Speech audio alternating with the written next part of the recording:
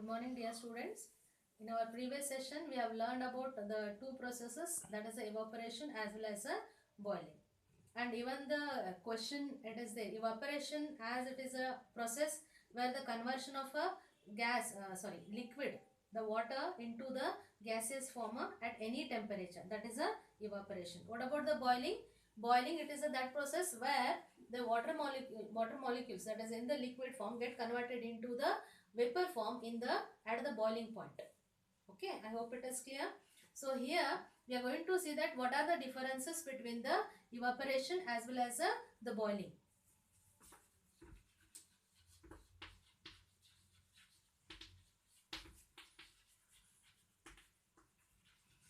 Right.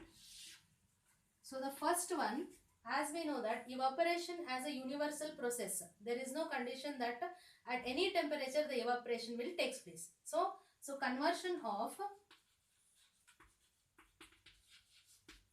liquid, that is a water, into vapor, it occurs at any temperature. No need to go for the boiling point itself.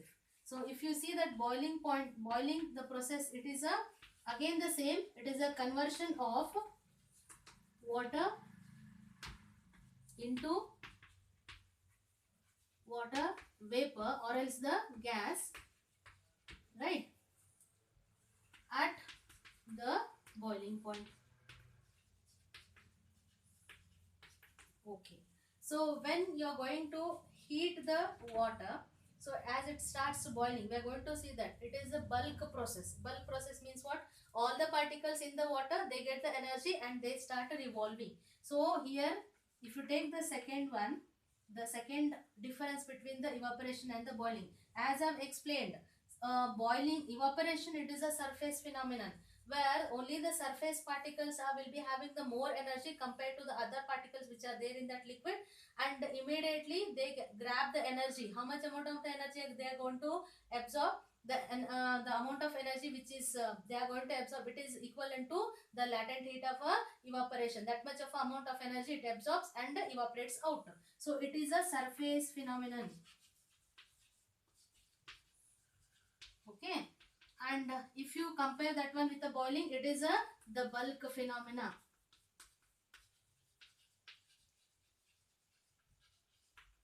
Okay. So the next difference what you're finding, whenever you start boiling, you're going to see that it is quickly, means vigorously the boiling will take place. Okay. And what about the evaporation? If you observe over here, it is a continuous process and it is a steady one as well as a slow one. So if you write down the boiling as a third point, it is a vigorous process. Means it acts very fast, right, till all the gas evaporates out, right, in the boiling. What about this one? It is the gradual process. I hope it is clear. So the first one, it's going to occur at any temperature, that is evaporation. What about the boiling? It's going to occur at the boiling point. And the second difference what you are finding, it is a surface phenomenon. As here in the boiling, it is a bulk phenomenon. Means all the particles which are present in that content. And the third one, the evaporation, it's a gradual process, and the boiling, it is a vigorous process. Okay. So these are the differences. Now we are able to see in our day-to-day life where exactly the evaporation occurs. And evaporation, as we have understood in our previous class, it causes the cooling. Yes? Evaporation causes cooling. So one thing we have understood over here by the some of the examples where the last time I've told the example of that is evaporation through the sweating out, right? So that makes the body cool. So during the summer, one have to wear what kind of a clothes? It is a cotton clothes. We have to wear cotton clothes during summer. Okay, what might be the reason? And if you understand the process over here, if this is a body, okay, as the water gets evaporates means it is a sweating. The cloth which is present over there, that is a cotton cloth, it absorbs those moisture. It absorbs the moisture and it allows the evaporation. It allows the evaporation. For evaporation, how much amount of energy it is going to take out from the body? Again, it is equivalent to the latent heat of a vaporization. Therefore, that causes the cooling. And even the cotton clothes also makes the evaporation very easy. Okay, so it evaporates out, because of which we prefer to wear the cotton clothes during the summer. I hope it is clear. Okay, the second example where you are going to see the cooling effect, right? So one more it is there. Sometimes you might have seen the nail polish remover, or sometimes that is acetone. If it falls on your palm, or if you keep it on the palm, you are going to see immediately it is a volatile one. Immediately it gets evaporates, and as it evaporates, you are going to see that part of your palm gets cooled down. Right, you feel coolness. So what is the reason? The amount of heat energy which is absorbed by them, it is sufficient to evaporate those things, as it is a volatile one. So that evaporation causes the cooling effect. That is a on the palm, if acetone, it is a chemical which falls on the palm, or if you keep it on the palm, that acetone on the palm cools that part. So what might be the reason over here? The acetone, as it is a volatile, for the evaporation it causes the cooling. So the next example, that is a earthen pot. Earthen pot means the pot which is made up of a mud. The water is filled out here, right? And during the summer you are going to drink the water from this one. So how the water which is kept in the earthen pot, it is going to have a cooling, right? So if you observe carefully, the water, the pot which is kept, water is kept inside, it has become wet. And how it has become wet? It is only due to the small pores, very minute pores, which are present on the earthen pot, through which the water seeps out. Okay, water seeps out. And as it seeps out, it starts evaporation. For evaporation, it is going to absorb the energy which is present in the water molecules which are present inside the pot, because of which the water which is there inside of the pot loses the temperature. Okay, and it gets evaporates. So for the evaporation, the water which seeps out, it takes the energy from the particles which are present inside the pot. Therefore, the water which is there inside the pot becomes cooled down. So that is the water which is in earthen pot cools down. It is due to what? The evaporation causes due to the water which seeps out through the pores of a water pot. Okay. So the next example, what we are able to see, we are going to see that one.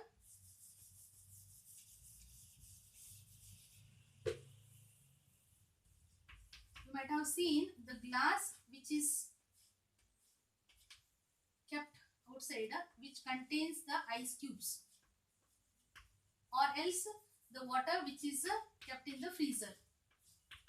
Okay, or else you can have the bottle,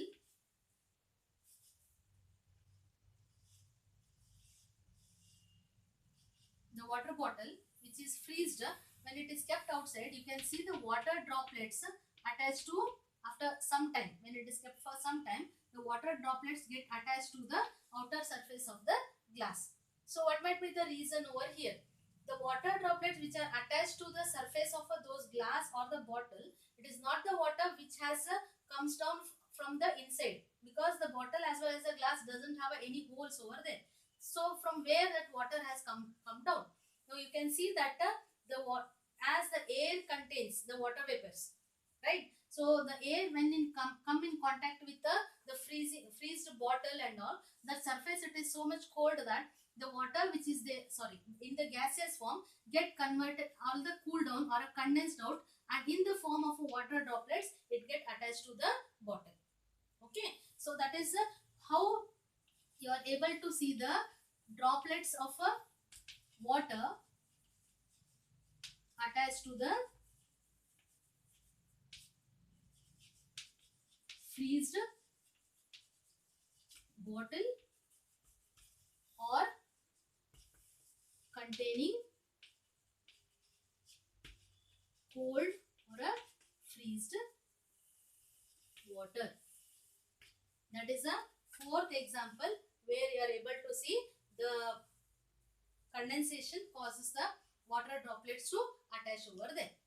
The same we have understood by some of the examples where you are able to see the drinking of a hot tea or a coffee. It is done with the or milk. It is easy when it is kept in the saucer instead of having in the cup. So these are the few example where you can see that the evaporation causes the cooling. Okay, so we will move on to the next unit. So we have understood the normal three states of a matter, that is a solid, liquid and the gaseous state. Okay, few more examples are there where even we have understood how the atmospheric temperature is also maintained by the evaporation. So the next thing we are going to see that one, as till now we have understood the three states. So what about already we have understood that the fourth state as well as a fifth state of a matter it is existing. So which is the fourth state of a matter? The fourth state of a matter, it is a plasma.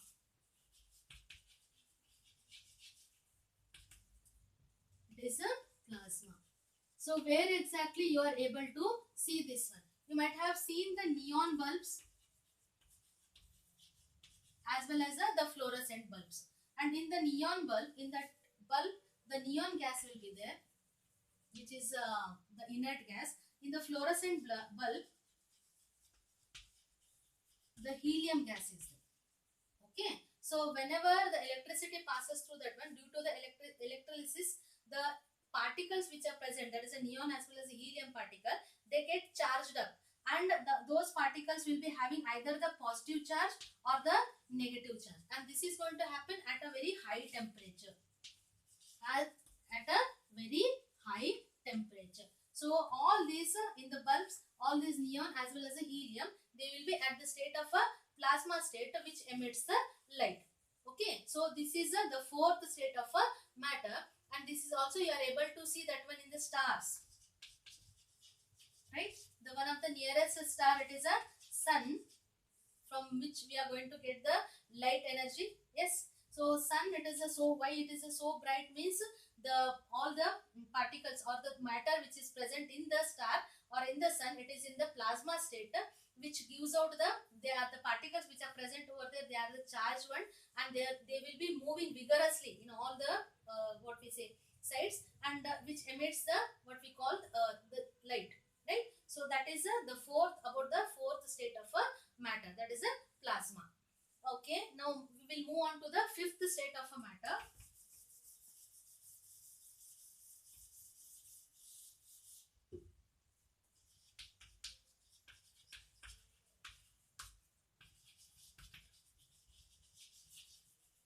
Okay, now in the year 1920,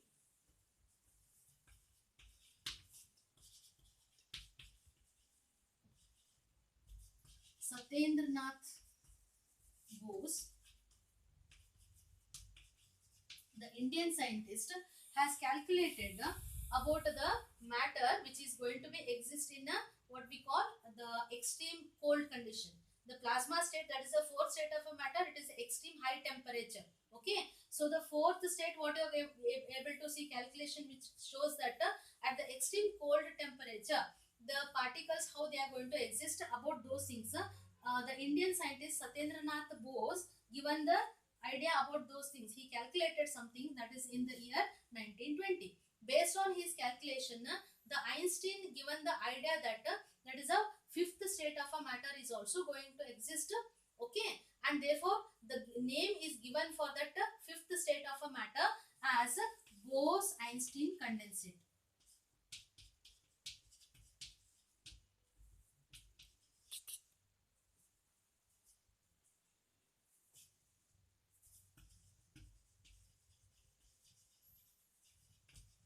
Okay, the name itself tells that the fifth state of a matter, it is a contribution of a Indian scientist as well as a foreign scientist. So the name it is given as a Bose-Einstein condensate, or else BEC in short. Okay. And in the year 2001, Carl Wieman and the few more scientists, that is, I'll read out the names of this one. That is Eric Carnell and a Wolfgang Catherine and a Wieman, Carl Wieman. These are the three scientists who actually got the third, that is a fifth state of a matter, that is a Bose-Einstein condensate, and for that they have got the Nobel Prize in the physics. Okay, so that is about the fifth state of a matter, that is, it is nothing but the Bose-Einstein condensate, that is the fifth state of a matter. Okay, so that's all about the different states of a matter, children.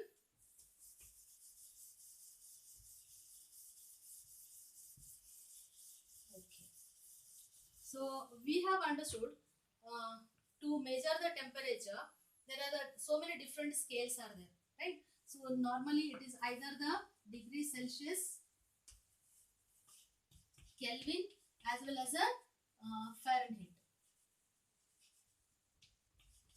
Okay, so these are the different, what we call the scales to measure the temperature. The standard unit of a temperature, it is a Kelvin.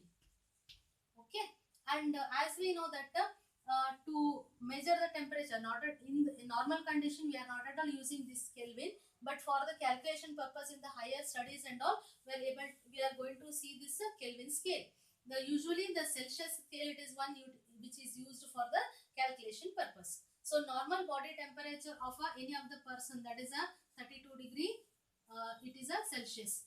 And sometimes they may tell you whenever you got the fever and all, the temperature it is more than 100, right? So how it is more than 100 or 102,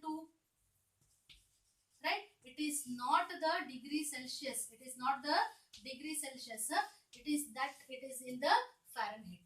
You understood this one? So 32 degrees Celsius normal body temperature, 32 to 34 it will be there. As you all know that nowadays for the COVID testing they are going to do the thermal scanning, yes or no? For during that time you are able to see that one, the temperature if exceeds that one. So if it is a feverish one, so that time what will happen? The 32 may increase to the, how much it is? It may become a 40. So 40 degrees Celsius means, see that if you see that 100 degree Celsius means, don't go for this one, it is not in the degree Celsius, it is in the Fahrenheit, because boiling point of a water it is 100 degrees Celsius, you all know na? So therefore it is in the degree Fahrenheit. So in the degree Celsius, the normal body temperature it is 32 to 34, right?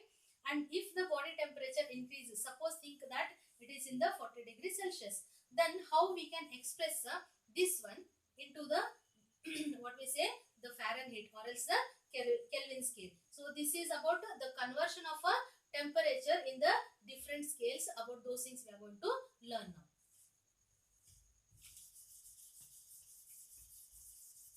So first thing, the conversion of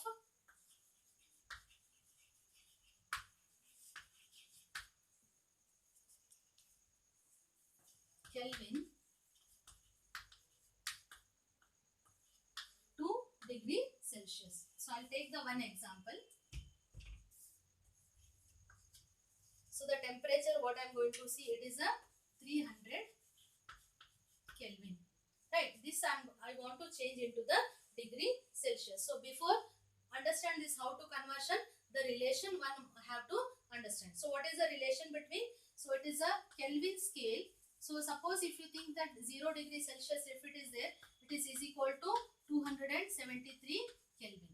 How much it is a 273 Kelvin. Therefore, if you want to convert this Kelvin, right? So obviously, what might be the formula over here?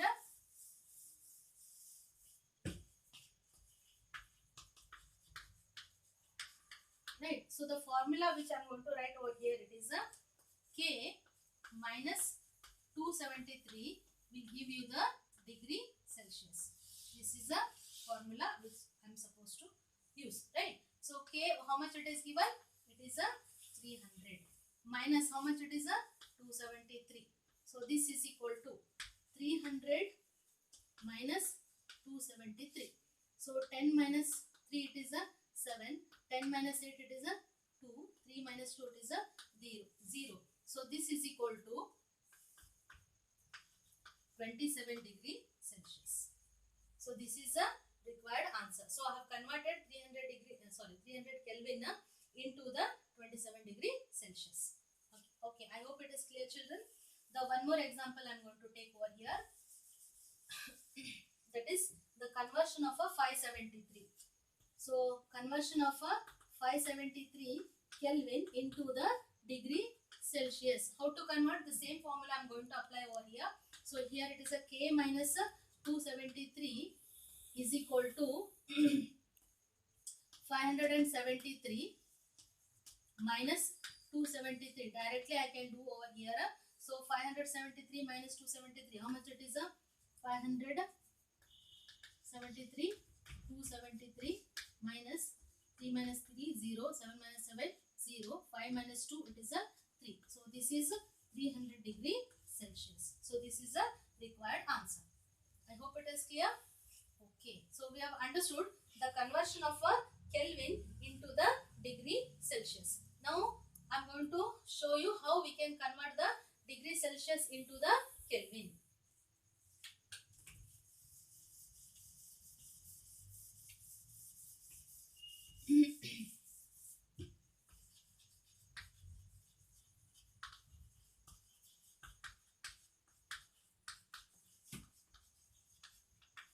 Okay, already we know that K minus 273 is equal to C. Yes. So if you take the example over here, it is a C. I'll write it here C is itself. So I'll take the other things on the other side. So how it is going to be?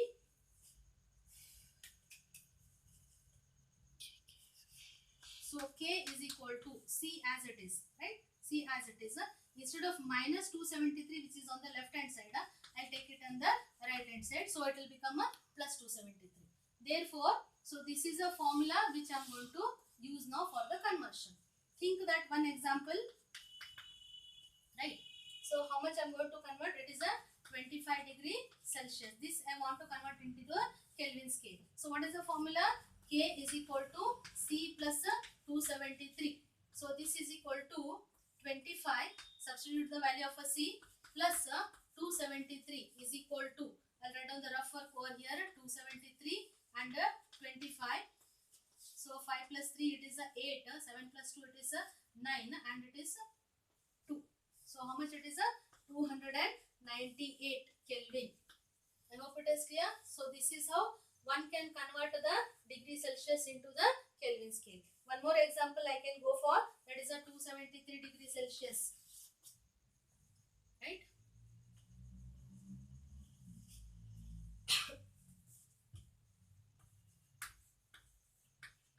So again the same formula I am supposed to use. K is equal to C plus 273. Substitute the value of a C. So 373 plus 273. So this is equal to, do the rough work, 73 plus 273. So 3 plus 3, 6. 7 plus 7, it is 14. 3, 2, this is 6. So 6, 4, 6 Kelvin. I hope it is clear. So we have understood how we can convert the degree Celsius into the Kelvin as well as a Kelvin temperature into the degree Celsius.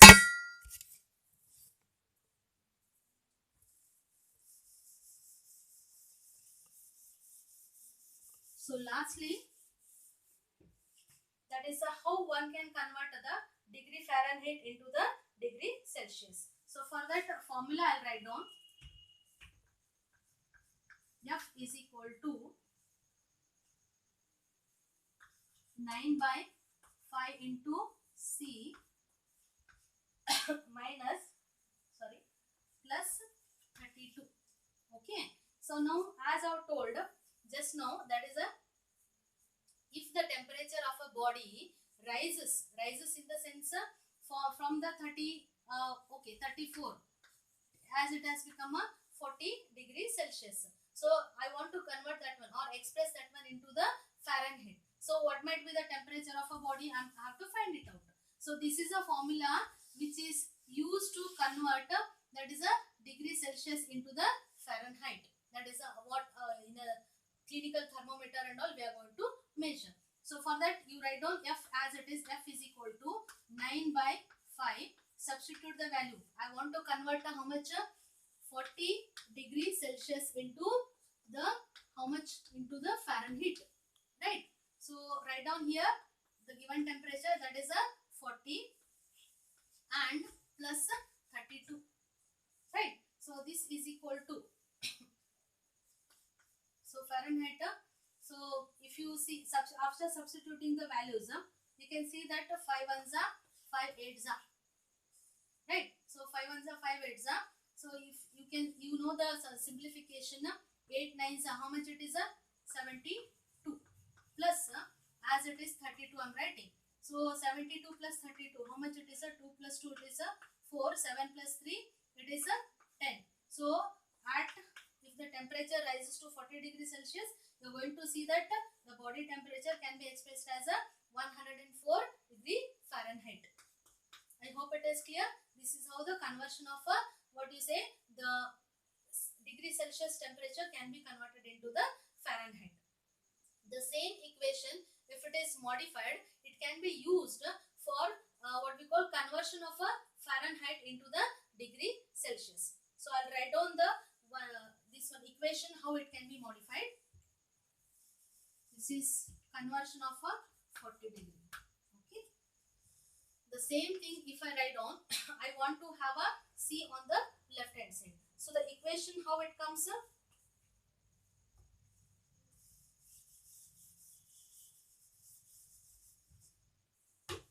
C is equal to, as I am taking F over here, F, right, on the left hand side. So F, if you take on the other side, as it is a plus 32, it will become a minus 32. Okay, as it is become a minus 32. So instead of this one, you are going to see that this into, right, instead of 9 by 5, the reciprocal of this one will come, it is a 5 by 9. Okay, so this is how you can see the conversion of what we call the temperature over here. This is from a degree Fahrenheit to the Celsius. This is for this equation for conversion of degree Celsius into Fahrenheit, and this equation is for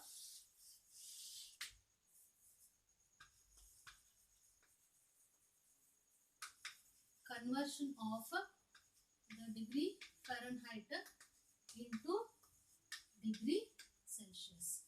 Okay, if you want to convert the same thing into the what we call the Kelvin scale, then how we are going to see that? As we know that to convert into the degree Celsius, what is the formula?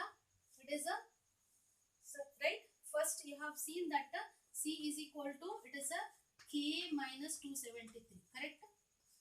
This is the first formula what we have used. So in the place of a C, if we have a Kelvin itself, so how to convert that one into the Kelvin? It is F is equal to, as it is 9 upon 5. So instead of a C, you write it over there K minus 273. Okay, K minus 273 plus 32, right? So this is the next formula where you are able to convert the same what we say the Kelvin into the degree Fahrenheit. So this equation, it is for conversion into the conversion of a Kelvin into Fahrenheit. I hope it is clear, children. So we have understood the conversion of a temperature, that is right from the degree Celsius to Fahrenheit, as well as the Fahrenheit to degree Celsius, and even understood how one can convert the degree Celsius into the Kelvin and into Kelvin into the degree Celsius. Lastly, you can see that Kelvin scale can be converted into the degree Fahrenheit, right? So that's all for the today's session.